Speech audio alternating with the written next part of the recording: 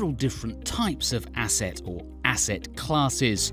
But for individual investors, the most important are equities and bonds, which in turn are divided into government bonds and corporate bonds. When you buy equities, otherwise known as stocks or shares, you're literally buying a small part of a business. You become a co-owner of that particular firm.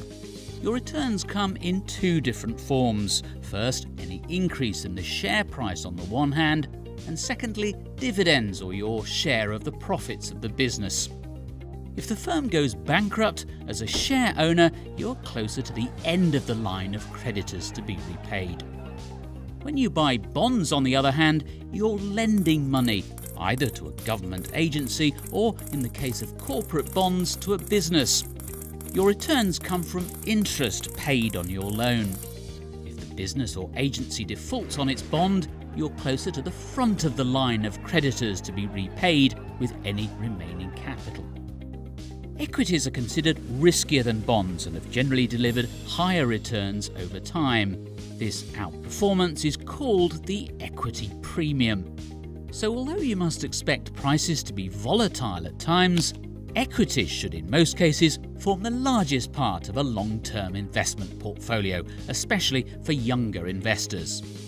That said, if you invest too much in equities, you run the risk that your portfolio will fall in value far more than you feel comfortable with. For that reason, it makes sense to dampen that risk with bonds.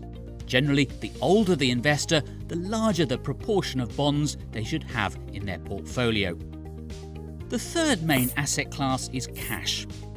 People usually invest in cash either through savings accounts or so-called money market funds. These are collective investment schemes which either invest your money in cash or equivalents to cash, such as short-term loans to the government.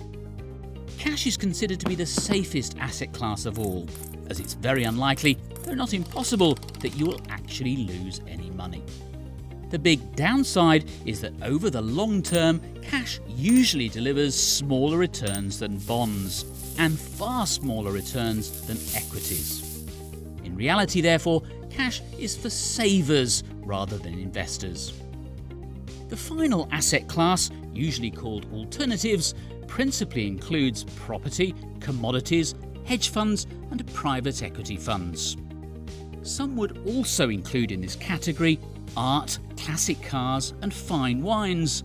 All of these alternative investments are attractive in their own way, but they all have disadvantages too.